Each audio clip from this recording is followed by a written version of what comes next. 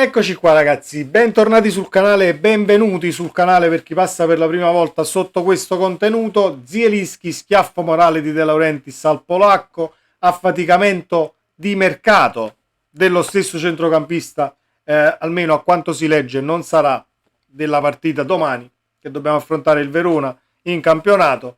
Si legge che c'è un affaticamento, quindi non partirà con la squadra. Poi può darsi anche che nell'ultimo minuto passi questo affaticamento, nel caso dovesse servire o meno, lo vedremo. Per me la situazione Zielinski è stata gestita ovviamente in maniera pessima, doveva andare, a mio avviso, con tutto il bene che voglio a Zielinski e la stima che ho per le qualità del centrocampista, eccetera, eccetera, doveva finire in tribuna e fuori lista al posto di Demme.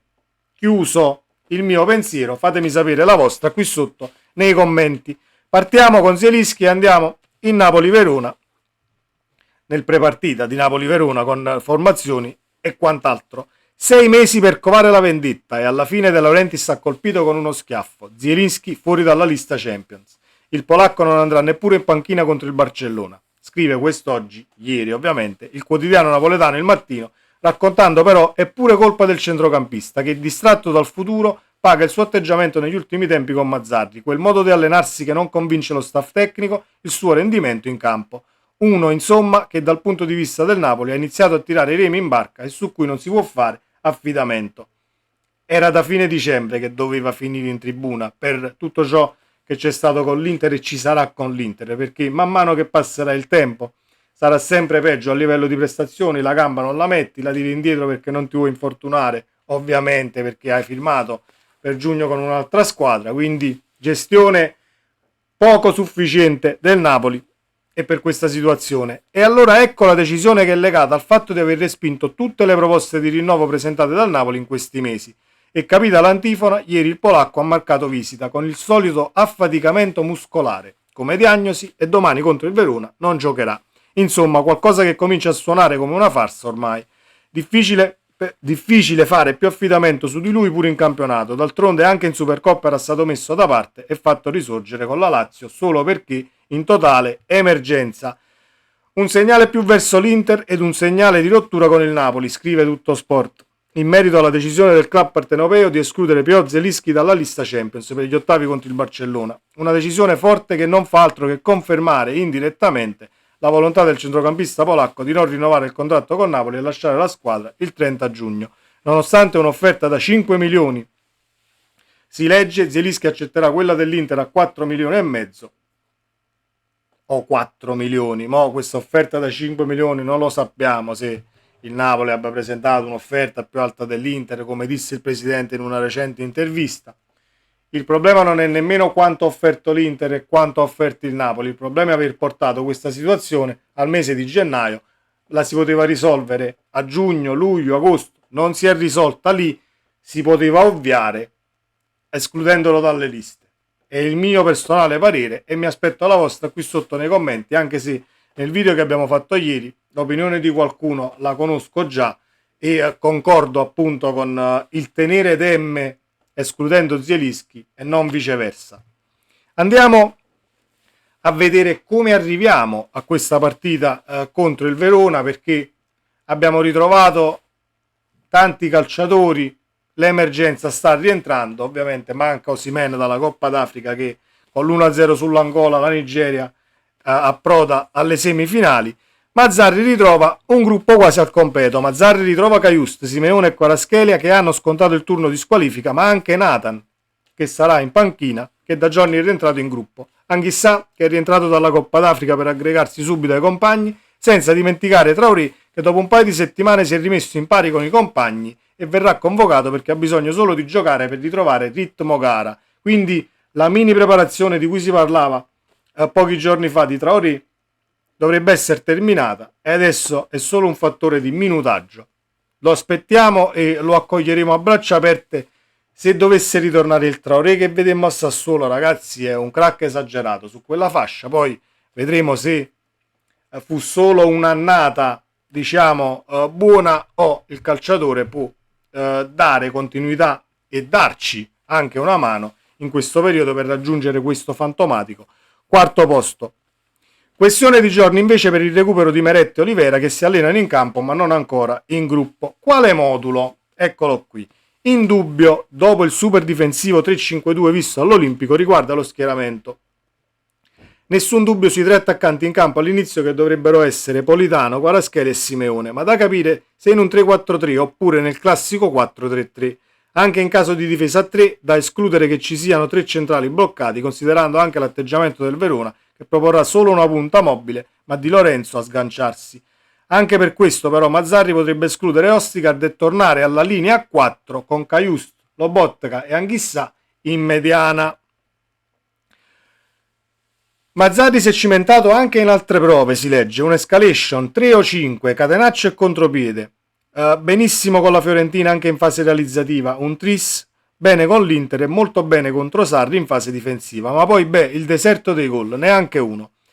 E ancora, un tiro di Kvara nello specchio di Sommer in finale di Coppa e nemmeno un'ombra in quello di Provedel 6 giorni fa all'Olimpico. Il gruppo è abituato a giocare, a filare trame e occasioni. E così, una volta conclusa l'emergenza, è seriamente ipotizzabile la nuova virata, il ritorno al futuro. Perché il Napoli per filosofia e fisionomia, talenti e uomini non è una squadra costruita per nascondersi, piuttosto per aggredire. E i numeri collezionati finora con Walter Mazzarri, 8 partite senza gol su 14, sono di certo giustificate dai problemi variegati, ma vanno anche affrontati e risolti tirando fuori soluzioni tecnico-tattiche.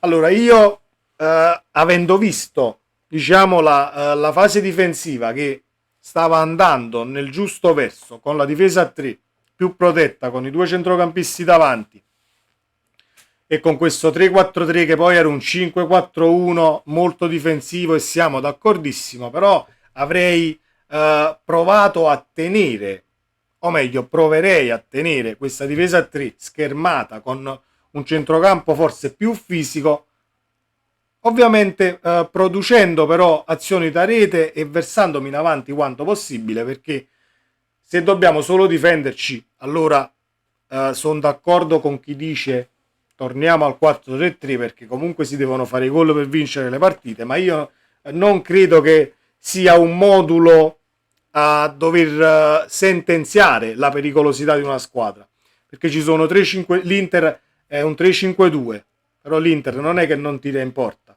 non è che con un 4-3-3 tu hai la certezza di essere pericoloso, con nessun modulo hai la certezza di essere pericoloso, sono cose che devono venire in allenamento, studiarle ovviamente in base alle caratteristiche dei calciatori. C'è chi ti può rendere di meno e chi ti può rendere di più in base a un determinato modulo, siamo d'accordo, però non è diciamo la causa principale della pericolosità di una squadra. Io continuerei dal mio punto di vista, e ripeto, dal mio punto di vista, poi fatemi sapere la vostra nei commenti, continuerei con la difesa a 3 perché ho visto un Juan Jesus molto più sicuro, un Rachmani che forse coperto diciamo dagli esterni di centrocampo che diventano poi 2 terzini in una difesa a 5, si sente più a suo agio.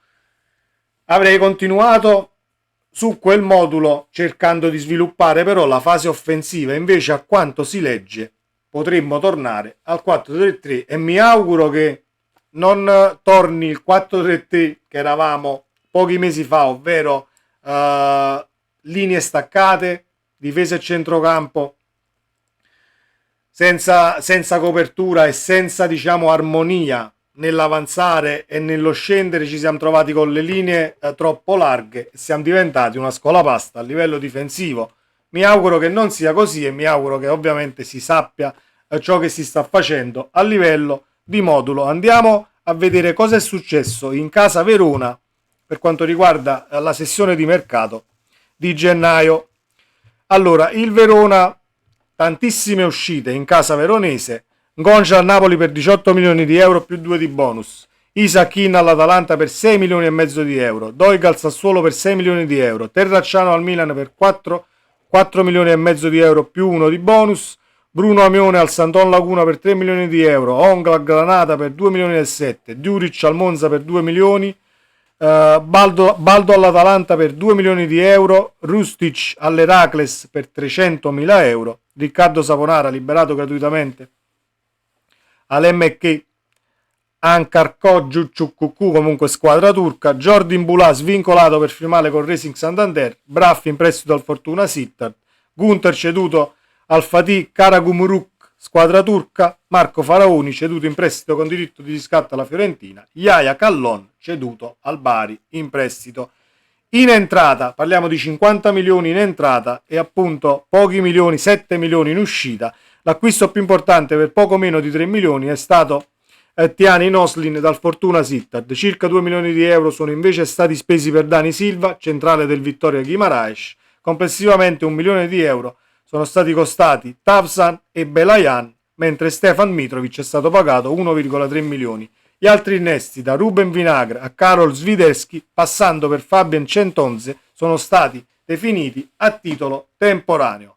Parliamo di una squadra completamente rinnovata tra cessioni e acquisti. Io mi faccio solo una domanda, o meglio, suppongo solamente una cosa: o i nuovi acquisti sono già pronti per minutaggio, per modulo e per ciò che vuole l'allenatore del Verona da subito, oppure possiamo, secondo me, valutarlo come un vantaggio in più per quanto riguarda il nostro Napoli contro una squadra che troverà, mi auguro, la quadra, ma non credo che succeda da subito, perché quando ci sono questi cambi in 8-10 elementi, 7, 8, 9 persone che comunque vengono immesse nella rosa e altre 8 che escono, non sempre si trova la quadra sin da subito.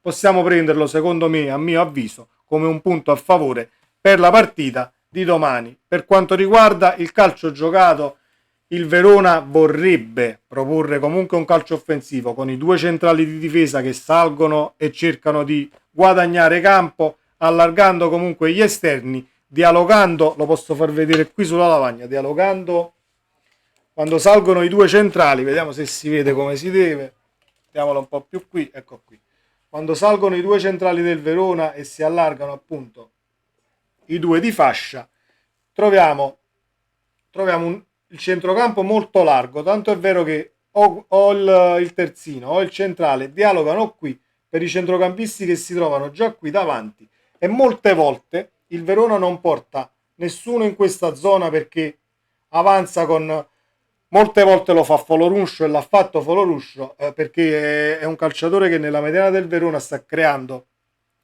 le maggiori pericolosità, si può dire le maggiori diciamo azioni pericolose per quanto riguarda la squadra veronese.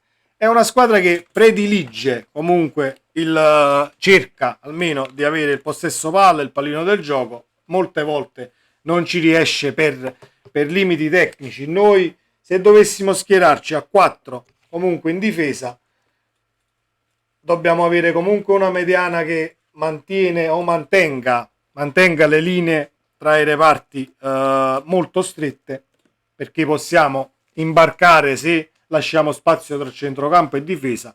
Quando ci sono venuti a prendere da inizio anno ad oggi con la difesa schierata ma col centrocampo dietro la linea offensiva della squadra che ci affrontava, abbiamo preso i peggiori gol e abbiamo fatto le peggiori brutte figure da questo punto di vista. Quindi mi auguro che, se si dovesse tornare a questo 4-3, che sia fatto come si deve nella fase difensiva, che poi il Napoli ha estro, ha qualità, ha calciatori che possono farti la differenza in avanti, non c'è dubbio. Il problema sorge a livello, e sorgeva anche con Garcia, a livello difensivo, perché eravamo diventati una squadra che beccava inserimenti da tutte le parti del campo, soprattutto nella tre quarti diciamo avversaria, in questo caso diciamo nella tre quarti qui, quando il Verona attacca e ci viene a prendere qui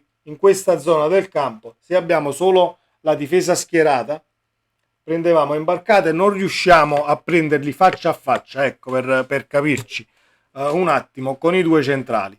Io ripeto, nella difesa a 3 ho visto molta più solidità e molta più convinzione, soprattutto per quanto riguarda Juan Jesus e Rachmani, che ha avuto delle migliorie notevoli per quanto riguarda le prestazioni quando abbiamo cambiato modulo. mi auguro che Mazzarri sappia il fatto suo, vedremo cosa succederà oggi in conferenza, perché a quanto ho letto dovrebbe parlare anche il presidente De Laurentiis alle 17, conferenza che era alle 12, è stata spostata alle 17.